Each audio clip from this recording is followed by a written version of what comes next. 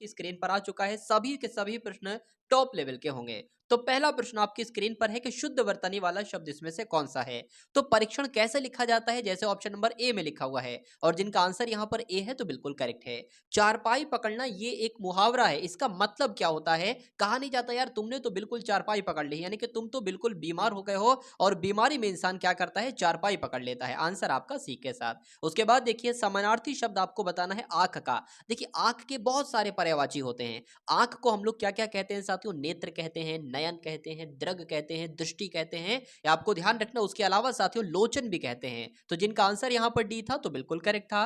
उसके बाद देखिए अब निपुणता का आपको बताना है कि समानार्थी शब्द क्या होता है। निपुणता की अगर बात करें, निपुण की अगर बात करें तो इंग्लिश में इसको एक्सपर्ट कहा जाता है। आपसे पूछा जा रहा है साथियों, अगर बात करें निपुण का जो समानार्थी शब्द होगा ना साथियों वो क्या होगा? अभिज्ञ होगा। ये आप लोग ध्यान रखेंगे। इसलिए जिनका आंसर यहाँ पर है ऑप्शन नंबर ए के साथ तो बिल्कुल करेक्ट है। उसके बाद देखिए जिसे मर जाने की कामना हो उसके लिए एक शब्द आपसे पूछा जा रहा है। तो उसके लिए साथियों मुमूर्षु कहा जा सकता है, जिसे मर जाने की कामना हो। ये एग्जाम में आपसे पूछा जाएगा। ये सभी साथियों 20 प्रश्न कराऊंगा हिंदी के, उसके बाद 20 प्रश्न आपके सामान्य ज्ञान के कराऊंगा और ये 40 के 40 टॉप लेवल के क्वेश्चंस होंगे आपके एग्जाम के लिए। छठे नंबर का प्रश्न आपकी स्क्रीन पर है कि कृतज्ञ का विलोम आपसे पूछा जा रहा है साथियों, क्या हो सकता है बताइए। चलिए तो अगर बात करें अकृतज्ञ हो जाएगा साथियों, आपको ध्यान रखना है क्या हो जाएगा? अकृतज्ञ हो जाएगा कृतज्ञ का विलोम। इसलिए जिनका आंसर यहां पर ऑप्शन नंबर सी था तो बिल्कुल करेक्ट था। उसके बाद देखिए कि निम्नलिखित में से शुद्ध वर्तनी वाला शब्द इसमें से कौन सा है। तो जब हम बात करते हैं तो आकांक्षा कैसे लिखा जाता है? लड़कियों का नाम भी होता है, ठीक है। तो आकांक्षा की अगर बात करें तो जैसे ऑप्शन नंबर ए में लिखा हुआ है ऐसे लिखा जाता है आकांक्षा। वर्तनी की अगर बात करें इंग्लिश में इसको स्पेलिंग कहा जाता है, हिंदी में इसको वर्तनी कहा जाता है। तो जिनका आंसर कुल मिला के था ऑप्शन नंबर ए तो बिल्कुल करेक्ट था।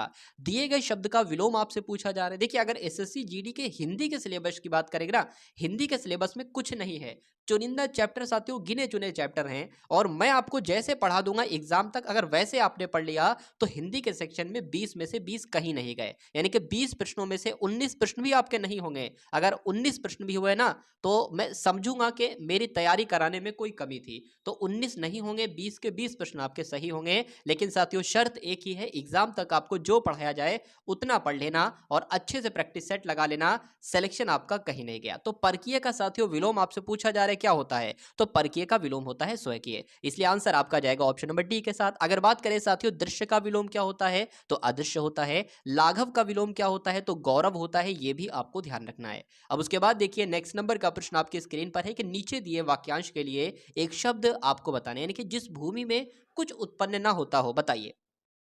उसके लिए एक शब्द क्या हो जाए कि उर्वर भूमि क्या होती है? जिसमें सब कुछ उत्पन्न होता है, जो भी बोया जाता है, जिसका बीज बोया जाता है, फसल बहुत अच्छे से तैयार हो जाती है, तो उसको कहा जाता है उपजाऊ भूमि है। लेकिन जिसमें कुछ भी उत्पन्न ना हो तो उसको क्या कहा जाएगा साथियों? ऊसर भूमि कहा जाएगा। यानी कि ऊसर इस प्रश्न का बिल्कुल सही उत्तर हो जाता है और जिनका आंसर यहाँ पर डी है तो बिल्कुल करेक्ट है। अब उसके बाद देखिए खाली जगह आपको भरना है। खाली जगह ये समझ लीजिए आपके रियल एग्जाम में दो प्रश्न कहीं नहीं गए खाली जगह से संबंधित, इसलिए हर एक मॉडल पेपर में मैं लगभग दो प्रश्न ला रहा हूं खाली जगह के हिंदी के सेक्शन में। साथियों चलिए तो बेटी पिताजी के साथ जाने वाली थी, जाने वाला था, जाने वाली थी या चलने वाली थी। तो यहां पर सही अगर बात करें ना तो ये वाला शब्द यहां पर साथियों बिल्कुल सही बैठेगा। तो इस प्रकार जो लोग यहां पर ऑप्शन नंबर ए के साथ है बिल्कुल करेक्ट हो जाता है। टंकी की योग्यता 100 लीटर है। अब मुझे ये बताइए साथियों, लिखा हुआ है टंकी की योग्यता 100 लीटर है, मतलब एक कोई टंकी होगी उसमें 100 लीटर पानी आ जाता होगा। तो ये मुझे योग्यता सही शब्द नहीं लग रहा है। अब योग्यता की जगह पर क्या आयतन आना चाहिए या गहराई आना चाहिए, प्रतिभा आना चाहिए, ये क्षमता आना चाहिए? तो मैं कह सकता हूं साथियों टंकी की क्षमता 100 लीटर है, इसलिए आंसर आपका जाएगा डी के साथ। उसके बाद देखिए फिर से खाली जगह वाला प्रश्न आपकी स्क्रीन पर है कि दिल्ली में मलेरिया का जोर है, दिल्ली के ऊपर मलेरिया का जोर है या दिल्ली के अंदर मलेरिया का जोर है या दिल्ली के भीतर मलेरिया का जोर है? तो अगर बात करें साथियों यहां पर क्या आ जाएगा, कहा जा सकता है कि दिल्ली में मलेरिया का जोर है। इसलिए आंसर यहां पर जिनका है ऑप्शन नंबर ए तो बिल्कुल करेक्ट है। उसके बाद देखिए कि दिए गए वाक्यांश के लिए एक सार्थक शब्द आपको बताना है जिसका दमन करना कठिन हो। उसके लिए साथियों एक शब्द क्या हो सकता है? तो उसको कहा जाता है दुर्दम, यानी कि जिसका दमन करना कठिन हो उसको क्या कहा जाता है साथियों? दुर्दम कहा जाता है। ये आप लोग ध्यान रखेंगे पहली बात। अगर बात करते हैं साथियों यहां पर क्या लिखा हुआ है, दुर्जय लिखा हुआ है साथियों, दुर्जय दुर्जय लिखा हुआ है, दुर्जय लिखा हुआ है। अगर बात करें तो जिस पर विजय पाना कठिन हो उसको दुर्जय कहा जाएगा। उसके अलावा जिसे भेदना कठिन हो उसको दुर्भेद कहा जाएगा, ये भी आप लोग ध्यान रखेंगे। उसके बाद देखिए सही वर्तनी वाले शब्द का आपको चयन करना है साथियों। यहाँ पर अगर बात करें षष्ठ कैसे लिखा जाता है, तो जैसे आपको ऑप्शन नंबर डी में लिखा हुआ है षष्ठ इस प्रकार से लिखा जाता है। अब उसके बाद देखिए 15वें नंबर का प्रश्न है कि दिए गए वाक्य के किस भाग में त्रुटि है। एक वाक्य आपके सामने है और ऐसा ही वाक्य, इसी टाइप का वाक्य आपके एग्जाम में पूछा जाएगा कि आगामी सोमवार से परीक्षा शुरू होगी। तो मुझे ये बताइए यहाँ पर त्रुटि कहाँ पर लग रही है, ये आपसे साथियों पूछा जा रहा है, तो बताइए। चलिए क्या साथियों यहाँ पर आएगा, आपसे बस इतना सा पूछा जा रहा है, बताने की कोशिश करेंगे आप सभी लोग, बताइए भाई। चलिए देखिए यहां पर अगर बात करें ना, यहां पर आगामी सोमवार लिखा है, लेकिन होना क्या चाहिए था, होना चाहिए था साथियों, मैं आपको बता देता हूं, होना चाहिए था आपका आगामी। क्योंकि आगामी इस प्रकार से कुछ लिखा जाता है, ऐसे नहीं लिखा जाता है। तो किस भाग में त्रुटि है, तो मैं कह सकता हूं यहां पर त्रुटि है, और यहां पर कौन सा शब्द आना चाहिए था जो मैंने यहां पर लिखा हुआ है। उसके बाद देखिए जो केंद्र की ओर उन्मुख होता है, इस वाक्यांश के लिए एक शब्द आपसे पूछा जा रहा है। तो जो केंद्र की ओर उन्मुख होता है उसको तो साथियों विकेंद्रीय कहते हैं। क्या कहते हैं, विकेंद्रीय कहते हैं। ये आप लोग ध्यान रखेंगे, आंसर आपका जाएगा ऑप्शन नंबर ए के साथ। अब उसके बाद देखिए संकीर्ण का विलोम आपसे पूछा जा रहा है, तो संकीर्ण का विलोम क्या होता है साथियों, विस्तीर्ण होता है, ये आप लोग ध्यान रखेंगे, आंसर आपका जाएगा डी के साथ। अगर बात करें उत्तीर्ण का विलोम क्या होगा, तो अनुत्तीर्ण होगा। संकुचित का विलोम क्या होगा, तो विस्तृत होगा। ये 3 पॉइंट भी आप लोग ध्यान रखेंगे। इतिहास का जानकार, एक वाक्यांश इसके लिए साथियों एक शब्द आपको बताना है, बताइए। यानी कि इतिहास के जानकार को क्या कहा जा सकता है, आपसे पूछा जा रहा है। चलिए क्या इस क्वेश्चन का राइट आंसर होगा। देखिए अगर बात करते हैं ऐतिहासिक शब्द की, तो इतिहास से संबंध रखने वाले को ऐतिहासिक कहा जाता है, ठीक है ना। अगर बात करते हैं साथियों पुरातात्विक, तो ये पुरातात्विक क्या शब्द होता है, तो पुरातत्व से संबंधित उसको पुरातात्विक कहा जाता है। जो लिखित इतिहास से पहले का होता है ना साथियों, उसको क्या कहते हैं, उसको प्रागैतिहासिक कहते हैं। लेकिन इतिहास का जानकार साथियों इतिहासज्ञ कहलाता है, इसलिए आंसर आपका जाएगा ए के साथ। सही वर्तनी वाले शब्द का चयन कीजिए, बताने की कोशिश कीजिए। पारस्परिक शब्द कैसे लिखा जाता है, तो ऐसे लिखा जाता है, ऐसे लिखा जाता है, ऐसे लिखा जाता है। बिल्कुल साथियों, जैसे ऑप्शन नंबर सी में लिखा हुआ है पारस्परिक शब्द ऐसे ही लिखा जाता है। तो जिनका आंसर यहां पर साथियों ऑप्शन नंबर सी था, तो बिल्कुल करेक्ट था। अब उसके बाद देखिए मनोरथ किसका पर्यायवाची है, आपसे पूछा जा रहा है। मनोरथ साथियों आपसे पूछा जा रहा है किसका पर्यायवाची है, तो कामना की जब हम बात करें तो कामना का पर्यायवाची मनोरथ है, और मनोरथ का पर्यायवाची कामना, इसलिए आंसर जिनका डी है, तो बिल्कुल करेक्ट भाई, बहुत बढ़िया, वेरी गुड क्लास। तो अब आप साथियों देखेंगे जीके जीएस के 20 टॉप लेवल के क्वेश्चन यहाँ पर। जैसे हिंदी को आपने कंप्लीट किया बहुत सुपर फास्ट तरीके से, अब साथियों सामान्य ज्ञान की बारी है। 20 प्रश्न आप देखिएगा, इनको अपने मनो मस्तिष्क में स्टोर कीजिएगा, आपको बहुत फायदा देखने को मिलेगा एग्जाम वाले दिन। तो पहला प्रश्न जीके का आपकी स्क्रीन पर है कि पहली पंचवर्षीय योजना साथियों किस वर्ष हुई थी। तो अगर बात करते हैं साथियों पहली पंचवर्षीय योजना कब से कब तक चली थी, तो 1951 से लेकर 1956 तक चली थी, आंसर आपका सी के साथ जाएगा। प्रायद्वीपीय भारत की सबसे लंबी नदी साथियों कौन सी है, आपसे पूछा जा रहा है। अगर आपसे सिर्फ इतना पूछा जाता कि भारत की सबसे लंबी नदी कौन सी है, तो गंगा नदी आप लोग बताते। आपसे पूछा जाता विश्व की सबसे लंबी नदी कौन सी है, तो नील नदी आप लोग बताते। आपसे पूछा जाता उत्तर प्रदेश की सबसे लंबी नदी कौन सी है, तो भी आप गंगा नदी बताते। लेकिन अगर आपसे पूछा जाए कि प्रायद्वीपीय भारत की सबसे लंबी नदी कौन सी है, तो गोदावरी नदी है, ये आपको ध्यान रखना है। आंसर यहां पर जिनका ऑप्शन नंबर डी है, तो बिल्कुल करेक्ट है। उसके बाद देखिए बंगाल के प्रथम गवर्नर जनरल कौन थे, इनका नाम क्या था साथियों, बहुत बार एग्जाम में पूछा जा चुका है। वॉरेन हेस्टिंग का नाम आपको ध्यान रखना है, ये बंगाल के पहले गवर्नर जनरल थे। भूकंप की तीव्रता निम्न में से किसके द्वारा मापी जाती है, तो किसके द्वारा मापी जाती है साथियों, सिस्मोग्राफ के द्वारा भूकंप की तीव्रता को मापा जाता है। भगवान महावीर स्वामी ने निम्न में से किस स्थान पर परिनिर्वाण प्राप्त किया था, यानी कि अगर बात करें उनकी मृत्यु हो गई थी, आपसे इनडायरेक्टली पूछा जा रहा है। तो पावापुरी में साथियों उनकी मृत्यु हुई थी, उसी को क्या कहा जाता है, महापरिनिर्वाण कहा जाता है। आंसर यहां पर जिनका ए है, तो बिल्कुल करेक्ट है। संविधान सभा के संवैधानिक सलाहकार साथियों इनमें से कौन है, तो संविधान सभा के संवैधानिक सलाहकार की अगर बात करें तो सर BN राव है, इनका नाम आपको ध्यान रखना है, एग्जाम में बहुत प्रश्न पूछा जाता है। उसके बाद देखिए चीन किस नदी को पीली, यानी कि चीन की किस नदी को पीली नदी के नाम से जाना जाता है, येलो रिवर के नाम से किस नदी को जाना जाता है, तो होंगहो नदी को क्या कहा जाता है साथियों, पीली नदी कहा जाता है। और ये कहां पर है, ये साथियों चीन में है। उसके बाद देखिए ज्ञानपीठ पुरस्कार पाने वाली पहली महिला इनमें से कौन थी, तो आपको नाम किनका ध्यान रखना है, आशा पूर्णा देवी का नाम आपको ध्यान रखना है। क्यों, क्योंकि ज्ञानपीठ पुरस्कार सबसे पहले इन्हीं को दिया गया था। अब उसके बाद देखिए स्वराज पार्टी की स्थापना किसने की थी, आपसे बहुत पूछा जाता है साथियों, तो चितरंजन दास का नाम आप लोग ध्यान रखेंगे, क्योंकि स्वराज पार्टी की स्थापना स्थापना किसने की थी? तो चित्तरंजन दास ने की थी। शुष्क सेल में कैथोड का कार्य क्या होता है? ये भी एग्जाम में आपसे पूछा जाता है, तो आप लोग ध्यान रखेंगे साथियों, ग्रेफाइट छड़ के रूप में शुष्क सेल में कैथोड का इस्तेमाल किया जाता है। आंसर आपका सी के साथ। निम्नलिखित में से कौन सी ग्रीन हाउस गैस नहीं है? तो अगर बात करें कौन कौन सी ग्रीन हाउस गैस है, तो क्लोरोफ्लोरोकार्बन है, कार्बन मोनोऑक्साइड है और कार्बन डाइऑक्साइड है, लेकिन नाइट्रोजन नहीं है। अब नहीं है तो यही तो आपसे पूछा गया, तो और यही आपका राइट आंसर है। अब आपसे पूछा जा रहा है साथियों, ध्वनि का सबसे ज्यादा वेग किस में होता है? तो अगर बात करें ठोस में होता है, और ठोस यहां पर क्या है? तो इस्पात है, इसलिए आंसर आपका ऑप्शन नंबर ए हो जाता है। उसके बाद देखिए चीन यात्री की अगर बात करें, यानी कि फाहन की अगर बात करें, तो ये किसके शासनकाल में भारत आया था?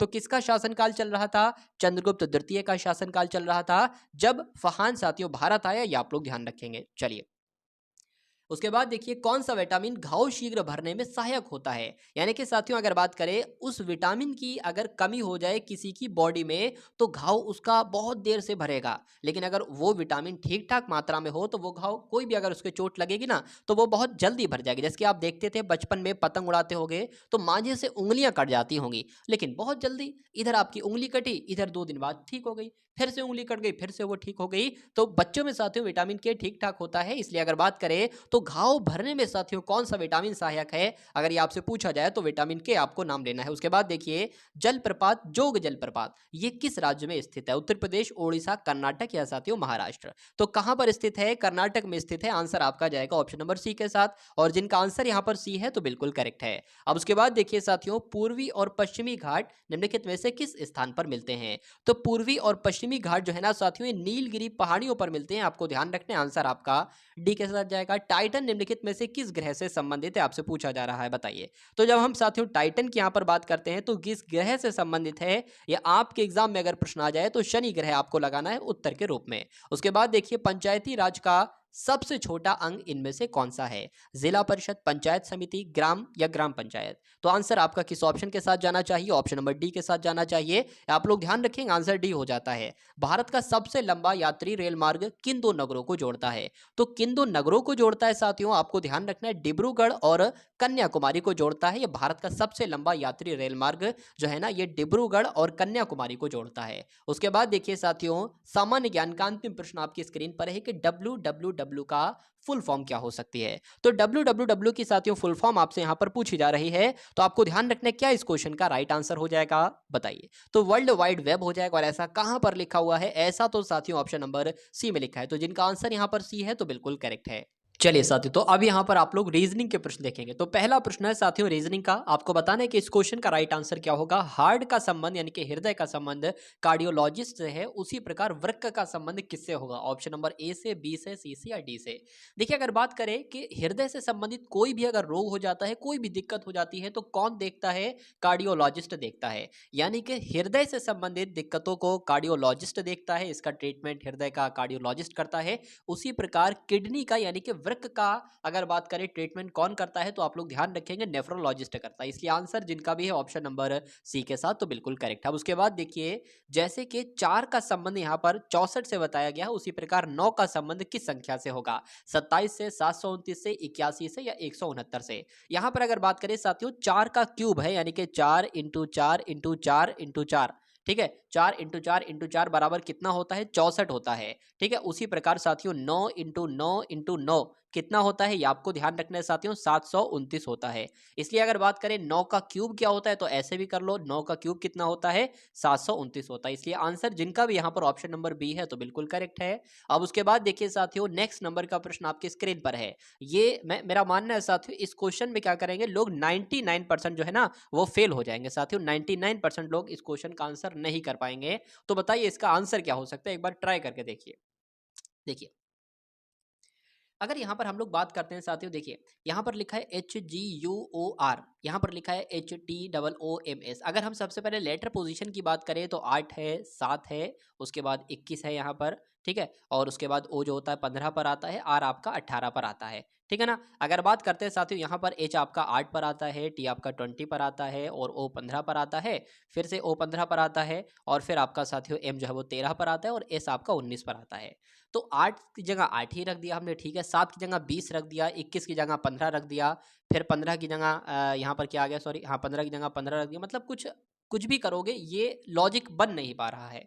तो कुछ अलग तरीके से हम लोग देखेंगे। देखिए यहाँ पर अगर बात करें ना, ये आपका स्मूथ लिखा है, अगर इधर से चलोगे इधर के लिए तो ये आपका स्मूथ लिखा है। क्या लिखा है? ये लिखा है साथियों, ये लिखा है, ये स्मूथ लिखा है। और इसमें भी अगर इधर से चलेगा ना तो ये क्या लिखा है? ये रफ लिखा है। कैसे रफ लिखा है? ROUGH। रफ का मतलब होता है रूखा, ठीक है ना।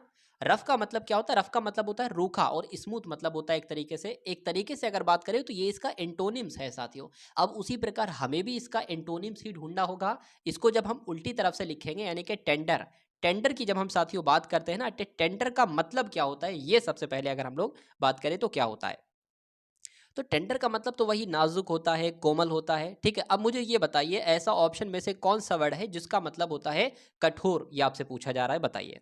चलिए, तो अगर बात करते हैं साथियों टफ की, अगर बात करें तो टफ मतलब हार्ड हो जाएगा या कठोर हो जाएगा। तो कुल मिला के ये समझ में आ गया होगा, मेरी ऐसी उम्मीद है कि इधर से चलोगे स्मूथ का विलोम क्या हो जाएगा? रफ। और उसी प्रकार इधर से टफ का विलोम क्या हो जाएगा? टेंडर हो जाएगा। तो जिनका आंसर यहाँ पर सी था तो बिल्कुल करेक्ट था।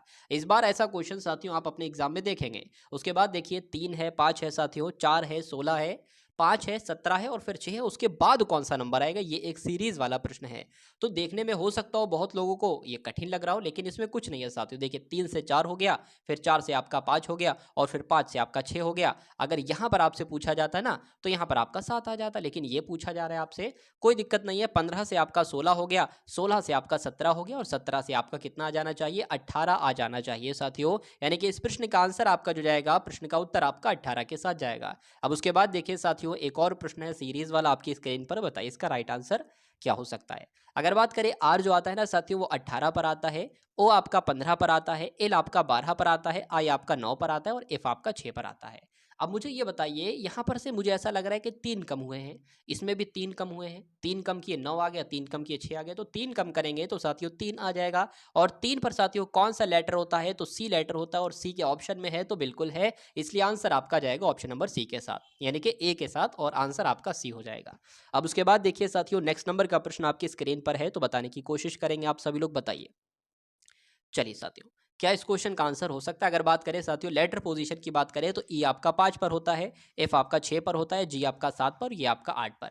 एम की बात करें या 13 पर होता है, एन 14 पर होता है, ओ आपका 15 पर होता है और पी आपका 16 पर होता है। क्यू की उसी प्रकार बात करते हैं साथियों 17 पर होता है, आर 18 पर होता है, एस आपका 19 पर होता है और टी आपका 20 पर होता है। अब मुझे तो यहाँ पर देखिए यहाँ पर सिर्फ एक एक का डिफरेंस है, यहाँ पर भी एक एक का डिफरेंस है, यहाँ पर भी एक एक का डिफरेंस है, लेकिन ऐसा कोई रूल नहीं लगा है कि 8 से 9 हुआ है, 8 से 13 हो गया, मतलब कितने का गैप यहाँ पर बताया जा रहा है?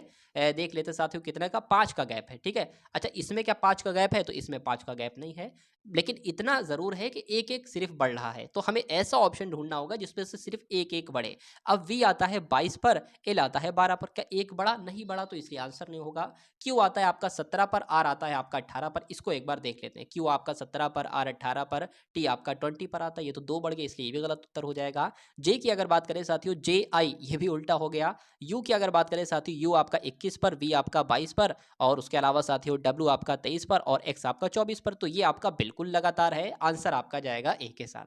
अब उसके बाद देखिए साथियों नेक्स्ट नंबर का प्रश्न आपकी स्क्रीन पर है कि यदि एक दर्पण को एम एन रेखा पर रखा जाए तो दी गई उत्तर आकृतियों में से कौन सी आकृति प्रश्न आकृति का सही प्रतिबिंब बनेगा? देखिए मैं आपको यहाँ पर समझा देता हूँ। जैसे कि जो प्रश्न आकृति है ना सामने आपके, ठीक है, ये मान लीजिए क्या है, ये एक दर्पण है, ये एक दर्पण है, ये एक शीशा है। तो अब यहाँ पर साथियों जो आकृति बनेगी वो आपसे पूछी जा रही है, क्या आकृति बनेगी? अब मैं आपको यहाँ पर की जो आकृति है ना वो यहाँ पर बना के दिखा देता हूँ। जैसे ये चौकोर है तो चौकोर ही दिखता रहेगा ना, ठीक है, चौकोर चौकोर। और जैसे सर्किल है तो वो सर्किल जैसे या सर्किल सर्किल ही दिखेगा, ठीक है। अब शीशे में ये जो लाइन है ना अगर इसको पलट दोगे तो ये ऐसे ही दिखेगी साथियों, ठीक है। और ये जो है ना ये भी ऐसे ही दिखेगी, तो ये मैं आपको ऐसे ही बना लेता हूँ। अगर बात करें ये जो है ना ये जब शीशे में दिखेगी तो ये इधर को हो जाएगी, इधर को, और ये जो है ना साथियों ये इधर को हो जाएगी। तो साथियों ऐसा क्या कोई ऑप्शन आपको नजर आ रहा है? अगर आ रहा है तो यही आपका साथियों क्या होगा? यही आपका साथियों राइट आंसर हो जाएगा। तो बिल्कुल मुझे नजर आ रहा है जो ऑप्शन नंबर सी वाला है ना ये साथियों ऐसा ही है और यही आपका राइट आंसर है, और जिनका आंसर यहाँ पर सी है तो बिल्कुल करेक्ट है। अब उसके बाद देखिए साथियों नेक्स्ट नंबर का प्रश्न आपकी स्क्रीन पर है कि एक तरफ साथियों अगर बात करें उस आरेख को चुनिए जो नीचे दिए गए वर्गों के बीच संबंध का सही निरूपण करता है। यानी कि प्रबंधक हैं, मजदूर संघ है और कामगार हैं। तो प्रबंधकों की अगर बात करें, प्रबंधक सबसे बड़े हैं तो प्रबंधक ये आ जाएंगे साथियों, सबसे बड़े सर्किल में क्या आ जाएंगे, प्रबंधक आ जाएंगे। उसके बाद आपके मजदूर संघ आ जाएंगे, ये मजदूर संघ हो गए, और उसके बाद आपके कामगार आ जाएंगे। तो क्या साथियों हम देख लेंगे क्या कुछ ऐसा ऑप्शन साथियों, जितने 4 ऑप्शन दिए गए, क्या ऐसा ऑप्शन साथियों आपको नजर आ रहा है? तो मैं एक बार चेक कर लेता हूं, एक सेकेंड। हाँ बिल्कुल आ रहा है, ये तो ऑप्शन नंबर डी में है, तो यही आपका राइट आंसर हो जाता है। तो अब आपके सामने साथियों यहाँ पर डायरेक्शन वाला क्वेश्चन है, ठीक है। डायरेक्शन वाला क्वेश्चन है कि कमला को ताराघर जाना है, अतः वह अपने घर से पूरब की ओर 1.5 किलोमीटर जाती। तो सबसे पहले मैं आपको डायरेक्शन एक बार बता देता हूँ, ठीक है। मान लीजिए आप अपने एग्जाम हॉल में है, आपको आप अपने कमरे में है, रूम में, आपको नहीं पता है कि आपकी तरफ पूरब किधर है या पश्चिम किधर हो, ना आप अपने टीचर से पूछ सकते हो। तो मान लीजिए यहाँ पर आप हो सेंटर में, ये जो आपका सीधा हाथ इधर ही तो होगा, उल्टा हाथ इधर होगा। तो इस सीधे हाथ की तरफ साथियों कौन सी डायरेक्शन आप चलाओगे, पूर्व डायरेक्शन आप चलाओगे। उल्टे हाथ की तरफ साथियों कौन सी चलाओगे, पश्चिम चलाओगे। और ये ऊपर की तरफ साथियों आप मानोगे कि उत्तर होगा, और नीचे की तरफ आप मानोगे साथियों क्या होगा, दक्षिण होगा। पहला पॉइंट आपको ध्यान रखना। दूसरा पॉइंट आपको ध्यान रखना, मान लीजिए ये क्या है, ये आप हो, ये आपका एक हाथ है, ठीक है, ये आपका एक हाथ है और ये आपका एक हाथ है, ठीक है। आप देख किधर रहे हो, आप इधर देख रहे हो, इधर को मान लो या इधर को मान लो, ठीक है। तो ये आपका हाथ जो कहलाएगा, ये दायां हाथ आपका कहलाएगा, पहली बात आपको ध्यान रखना। और ये वाला आपका साथियों बायां हाथ कहलाया जाता है। अगर साथियों ये दो चीजें आपने देखनी डायरेक्शन वाले में, तो 70% क्वेश्चन चांस है आप कर लेते हो, ठीक है। चलिए तो अब हम लोग देखते हैं साथियों कैसे ये क्वेश्चन होगा। कमला एक लड़की है, ताराघर जाना चाहती है, अतः वह अपने घर से पूरब की ओर कितनी चलती है, 1.5 किलोमीटर चलती है। मान लीजिए साथियों ये है, ठीक है, हमने पूरब की इधरी तो चलाएंगे साथियों, कितना चलेगी साथियों, ये 1.5 किलोमीटर ये तारा लड़की जो है कमला ये चली। फिर दाएं मुड़ी, अब लड़के का मुंह तो इधर है, अब सीधा हाथ इधर हो जाएगा, उल्टा हाथ इधर हो जाएगा, दायां बोल रहा है तो दायां मुड़ेगी और 2.5 किलोमीटर चलाएंगे इसको, तो 2.5 किलोमीटर लगभग ये यहाँ पर चल रही है, ठीक है। तो सबसे पहले कमला जो है वो 1.5 किलोमीटर चली साथियों पूरब की तरफ, उसके बाद दाई मुड़ी और दाई किलोमीटर 2.4 किलो यानी 2.5 यानी कि 2.5 किलोमीटर चली, और फिर वो साथियों पूरब की ओर मुड़ गई, यानी कि फिर उसको हमने ये पूरब की ओर मोड़ दिया और कितनी चली, 1 किलोमीटर चली। उसके बाद दक्षिण की ओर मुड़ी, और साथियों 4 किलोमीटर चली, ये 4 किलोमीटर साथियों चल दी, ये आपका 4 किलोमीटर चल दी। उसके बाद लिखा हो पश्चिम की ओर मुड़ी और 2.5 किलोमीटर चली, 2.5 किलोमीटर चली, ये 1 किलोमीटर चली है, तो ये 1 किलोमीटर यहाँ तक हो गया साथियों, 1 किलोमीटर, और ये 1.5 किलोमीटर है, तो यहाँ से 1.5 किलोमीटर हो गया, यानी कि कुल मिला के 1.5 किलोमीटर ये और 1 किलोमीटर ये, कुल मिला के साथियों 2.5 किलोमीटर ये यहाँ से यहाँ तक, यानी कि यहाँ से यहाँ तक चल रही है। उसके बाद कहा जा रहा है कि चलने के बाद पहुंच जाती है, कहाँ पहुंच जाती है, वह आरंभिक बिंदु से कितनी दूरी पर है, मतलब जहां उसको जाना था वहां पहुंच जाती है। पूछा जा रहा है आरंभिक बिंदु तो उसकी ये थी, मतलब यहां से लेकर यहां तक की लंबाई कितनी है। तो अगर यहां से यहां तक चलाएंगे तो साथियों ये कितना ही, ये 4 किलोमीटर। कैसे, अरे भाई ये जब 4 किलोमीटर है तो ये भी तो 4 किलोमीटर होगा, ठीक है।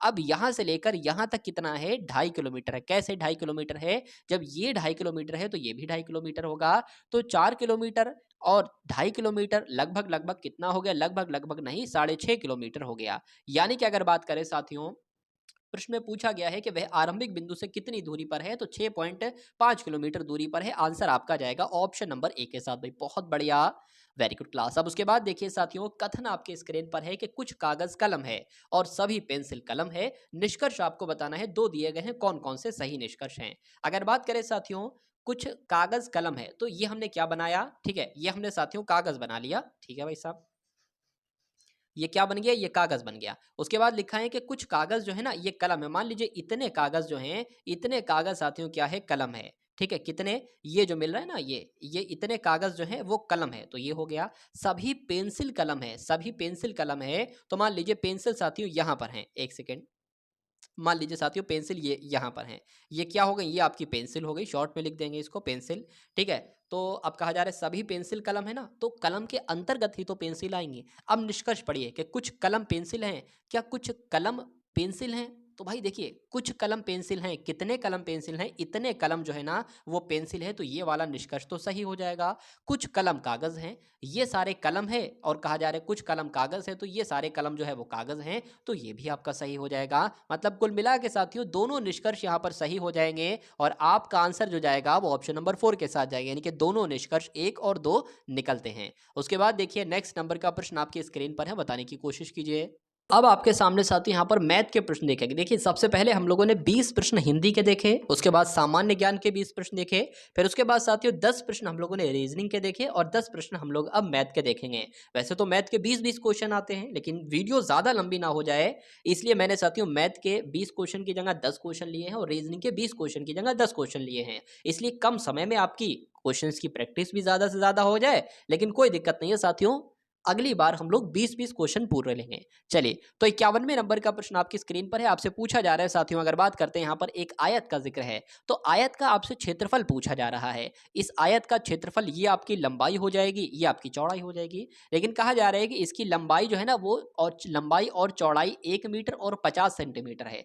पहली बात साथियों अगर बात करें, देखिए 1 मीटर है ना और 50 सेंटीमीटर है और आंसर भी सेंटीमीटर में निकाला गया है, तो क्यों ना ये तो जो चौड़ाई है वो तो 50 सेंटीमीटर है, ठीक है भाई साहब, ये 50 सेंटीमीटर ये हमने मान ली, तो इसको भी हमें सेंटीमीटर में बदलना होगा क्योंकि आंसर हमें सेंटीमीटर में लाना है। और 1 मीटर बराबर जो होता है ना साथियों, वो कितना सेंटीमीटर होता है कह सकता हूँ साथियों, आपको ध्यान रखना है वो 100 सेंटीमीटर होता है। ठीक है, 1 मीटर बराबर 100 सेंटीमीटर होता है, इसलिए कहा जा सकता है कि 100 सेंटीमीटर इसकी लंबाई है और साथियों 50 सेंटीमीटर इसकी चौड़ाई है। तो आपको मालूम होना चाहिए आयत का क्षेत्रफल जो होता है साथियों वो लंबाई गुणा चौड़ाई होता है, ये आपको मालूम होना चाहिए। लंबाई गुणा चौड़ाई होता है। लंबाई कितनी है अगर बात करें साथियों, लंबाई 100 सेंटीमीटर है और चौड़ाई कितनी है 50 सेंटीमीटर है। तो अगर बात करें इसका कितना निकलेगा साथियों क्षेत्रफल, आयत का क्षेत्रफल, शायद मैंने आयतन बोल दिया था कहीं पर, कोई दिक्कत नहीं। तो इस आयत का क्षेत्रफल क्या निकलेगा साथियों, 1500 निकलेगा, सॉरी 1500 नहीं बल्कि 5000 निकलेगा, यानी कि 5000 वर्ग सेंटीमीटर निकलेगा। और ऐसा कहाँ पर लिखा हुआ है, तो ऑप्शन नंबर ए में लिखा हुआ है, तो यही आपका बिल्कुल करेक्ट आंसर है। अब उसके बाद देखिए नेक्स्ट नंबर का प्रश्न आपकी स्क्रीन पर है, बताइए कि 450 सेबों में से 30% सड़े हुए निकले तो सही हालत में कितने प्रतिशत सेब निकले। देखिए 450 सेब हैं कुल मिला के, इसमें 30% सड़ गए सेब, तो मुझे ये बताइए साथियों 70% सेब तो बिल्कुल सही निकले होंगे। यानी कि कहा जा सकता है कि इस 450 का 70% निकाल लो, हमें पता चल जाएगा कितने प्रतिशत सेब सही निकले।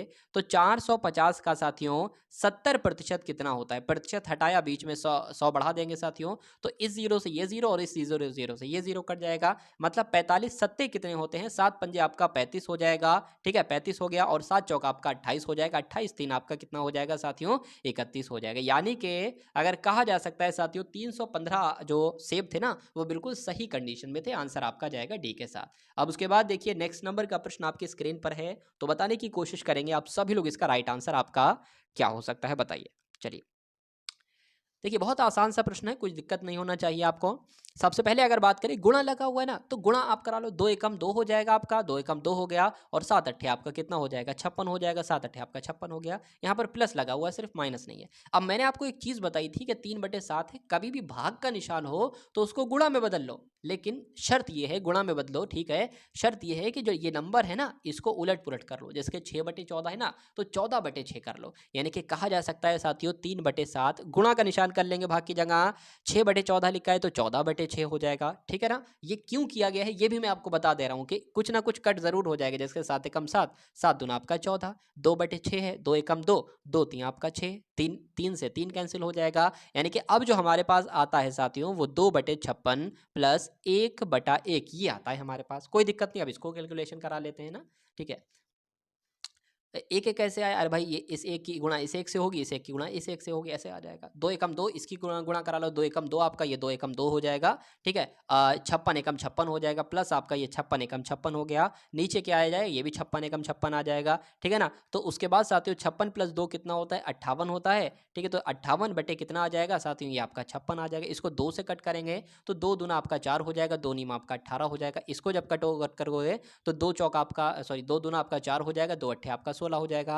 यानी कि आंसर आपका आपके समक्ष जो आएगा वो 29/28 आएगा। और 29/28 कौन से ऑप्शन में है, तो ऑप्शन नंबर सी में है, तो यही आपका साथियों राइट आंसर है। भाई बहुत बढ़िया, वेरी गुड क्लास। अब उसके बाद देखिए नेक्स्ट नंबर का प्रश्न है कि यदि किसी संख्या का 1/4 भाग उसी संख्या के 1/3 भाग से 12 कम हो तो वह संख्या बताइए क्या हो सकती है। वो संख्या हमने x मान ली है, वो संख्या हमने क्या मान ली है, x मान ली है।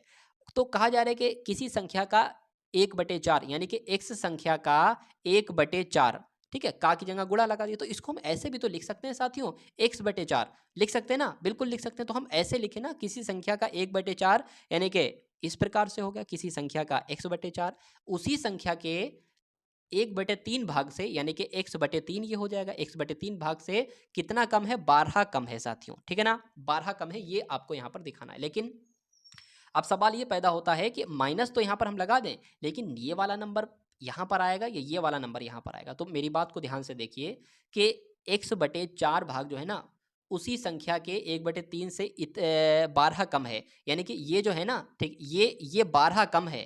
जब ये 12 कम है तो ये बाद में आएगा ना, ठीक है। और कहा जा रहा है कि आप, ये बड़ा नंबर है, ये छोटा नंबर है, तो ऐसे आएगा, ऐसे नहीं आएगा साथियों, ठीक है। बड़ा नंबर है, ये बड़ा नंबर है, ठीक है। मतलब कहा गया है कि x के 3 भाग करे जाएं तो एक भाग बड़ा होगा, या x के 4 भाग करे जाएं तो बड़ा होगा। अरे भाई, x के 3 भाग करोगे तो हमें ज़्यादा बड़ा मामला मिलेगा, कोई दिक्कत नहीं। x/3 माइनस x/4 बराबर 12 आ गया। इसको कैलकुलेट कर लो साथियों, 4x हो जाएगा माइनस 3x हो जाएगा, नीचे आपका 3 चौक आपका कितना आ जाएगा? 12 आ जाएगा, बराबर ये 12 आ जाएगा। इधर आ जाओ ज़रा, ठीक है। ये 4x में से 3x जाएगा साथियों, x बचेगा, इधर 12 गुणा 12 हो जाएगा। और आपको मालूम होना चाहिए साथियों, 12 गुणा 12 कितना होता है? 144 होता है, इसलिए आंसर आपका जाएगा ऑप्शन नंबर ए के साथ। और जिनका आंसर यहाँ पर ए है तो बिल्कुल करेक्ट है। अब उसके बाद देखिए 55वें नंबर का प्रश्न का उत्तर आप लोग बताइए कि आंसर आपका क्या होगा। यहाँ पर ये अगर साथियों बात करते हैं कि यदि 6 संख्याओं का औसत 12 है, कभी भी ऐसे लिखा हो लाइन, 6 संख्याओं का औसत 12 है तथा 7वीं संख्या आ जाने से उसका औसत 11 हो जाता है, तो 7वीं संख्या क्या होगी? 6 संख्याओं का औसत 12 है, यानी कि 6, मैं ले लेता हूँ साथियों, पेन ले लेता हूँ मैं यहाँ पर। 6 संख्याओं का औसत कितना बताया गया है साथियों? 12 बताया गया है। तो 6 संख्याओं का कुल योग कितना होगा, यहाँ पर वो आ जाएगा, यानी कि 12 पंजे 60, 12 छंग 72। ये क्या है? ये उन 6 संख्याओं का कुल योग है, ठीक है। यह हमें मिल गया, कुल योग हमें मिल गया। उसके बाद कहा है कि एक संख्या और इसमें आ गई, यानी कि 6 संख्याएं थीं, अब कितनी संख्या हो गई? 7 संख्याएं हो गई। तो जब 7 संख्याएं हो जाती हैं तो उसका औसत 11 हो जाता है, तो यहाँ पर 11 औसत हो जाता है। अब इसको, इन 7 संख्याओं का योग कितना है? तो 11 सत्ते 77 हो जाएगा, ठीक है। यानी कि ये 7 संख्याओं का औसत है, सॉरी, ये 7 संख्याओं का योग है और ये 6 संख्याओं का योग है। तो इनका अगर डिफरेंस निकाले तो हमें 7वीं संख्या तो खुद पता चल जाएगी। और 77 माइनस 72 साथियों कितना आ जाएगा? 5 आ जाएगा, यानी कि जो 7वीं जो उस एक्स्ट्रा संख्या थी वो क्या थी साथियों? 5 थी। इसलिए आंसर आपका किस ऑप्शन के साथ जाएगा? तो ऑप्शन नंबर किसके साथ जाएगा? सी के साथ जाएगा, यानी कि 5 के साथ। अब उसके बाद देखिए साथियों, नेक्स्ट नंबर का प्रश्न, आप 7 + 7 + 7 भाग 7, 5 + 5 + 5 भाग 5 यहाँ पर लिखा हुआ है, ठीक है।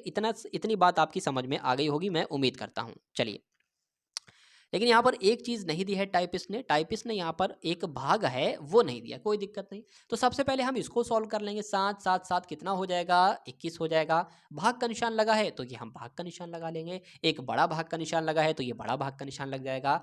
5 + 5 + 5, अब नहीं होगा ये 15, क्यों? क्योंकि यहाँ पर ब्रैकेट नहीं लगा, ऐसे करके ब्रैकेट नहीं लगा है। ब्रैकेट लगा था इसलिए सॉल्व कर लिया हमने, ठीक है। बोर्ड मास का रूल आपने पढ़ा होगा, बी से ही होता है, बी से ही होता है ब्रैकेट, ठीक है। अगर ब्रैकेट ना लगा होता तो इसको सॉल्व करते, ब्रैकेट ना लगा है तो इसको सॉल्व करेंगे, यानी कि इस 5 से ये 5 कट जाएगा, तो आपके पास क्या बचेगा? 5 + 5 + 1 ये बचेगा। और इसको कैलकुलेट करके क्या आएगा? 11 आएगा, तो इसलिए यहाँ पर 11 आ जाएगा साथियों, ठीक है। बटे में हम 1 मान लेते हैं, कोई दिक्कत नहीं है। अब अगर बात करें इसको कैसे सॉल्व करेंगे तो पूरी मंजिल बन गई, तो कोई दिक्कत नहीं है साथियों, ठीक है। 21/7 हो गया। अब अगर बात करें, ये भाग का निशान है तो एक तरीके से ये भाग का निशान है ना, ये ऐसे करके मैंने आपको बताया था, भाग के निशान को गुणा में बदल लो, लेकिन गुणा में बदलो, लेकिन ये जो नंबर है इसको उल्टा पुल्टा कर दो, यानी कि 11/1 है ना, तो 1/11 कर दो, ये 1 आपका 11 हो जाएगा, ठीक है। अब अगर बात करें साथियों, 21/7 गुणा 1/11, इसको सॉल्व करना है। 7 एकम 7 हो गया, 7 यहाँ 21 हो गया, यानी कि 3 एकम 3 और 11 यहाँ पर 11 आ जाएगा। तो आंसर आपका किस ऑप्शन के साथ जाएगा? 3/11 के साथ जाएगा। और जिनका आंसर यहाँ पर ऑप्शन नंबर बी है तो बिल्कुल करेक्ट है।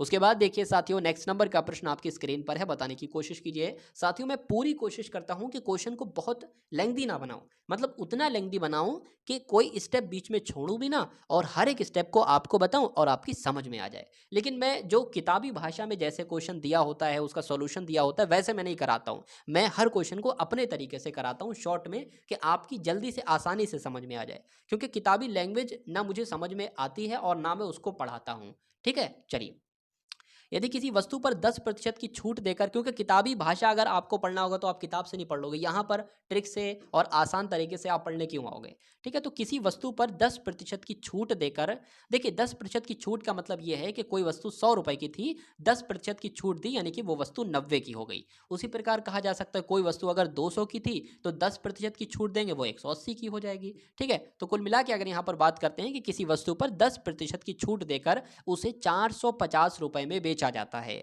ठीक है, यानी कि 10% की छूट देंगे तो 90% में बेचेंगे, और यहाँ पर 90% की वैल्यू दे रखी है 450 है। तो बस साथियों हमें कुछ नहीं करना होता, ये दो चीजें मिल जाए आंसर आपका आपके सामने आ जाएगा। तो उस वस्तु का अंकित मूल्य क्या है, जब यानी कि ये पूछा जा रहा है कि उस वस्तु का अंकित मूल्य क्या है, यानी कि 90% की वैल्यू आपके सामने है, 100% की वैल्यू आपको मालूम करना है, बस आंसर आपका आपके सामने।